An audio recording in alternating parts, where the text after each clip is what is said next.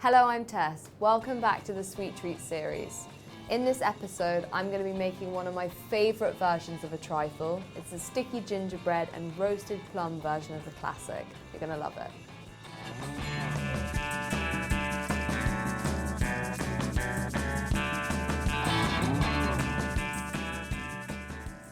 So to start with my trifle, I've got to make the base. So I've got some pre-bought shop gingerbread cake here, but you can make your own if you want to, which I'm just going to line in the bottom.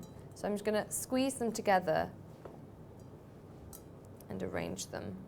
Okay, there we go. So that's the base. So I've got 125 ml of rum here, 150, 125, depends on how boozy you want to make it. Cake. Just going to pour it over and just going to soak it in.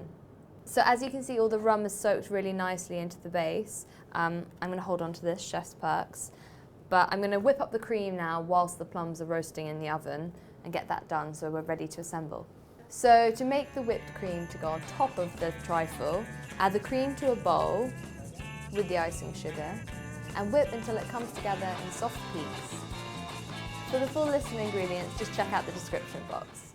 Now I've got all of my ingredients. My plums have just come out of the oven and they're roasted and ready to be assembled in the trifle.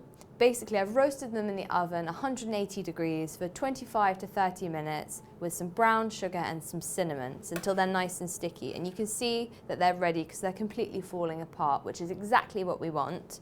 So I'm just going to put my plums on top of the trifle base. Scoop up any of those nice juices from the bottom of the pan as well.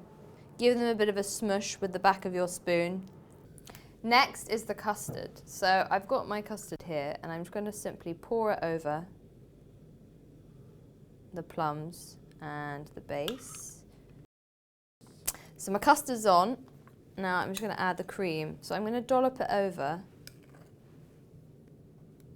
and just kind of gently smooth it together. Don't forget to subscribe for more recipes in the series. There's plenty more where this came from. So just the last little bit. Perfect. Done. So I'm just going to dust that with a bit of cinnamon. You don't have to dust it with cinnamon if you don't want to, or you could use icing sugar or decorate it with fruit. Let me know how you'd decorate your trifle and whether you'd add any different fruits. Instead of plums, would you add raspberries or jelly? I really want to know what you'd use.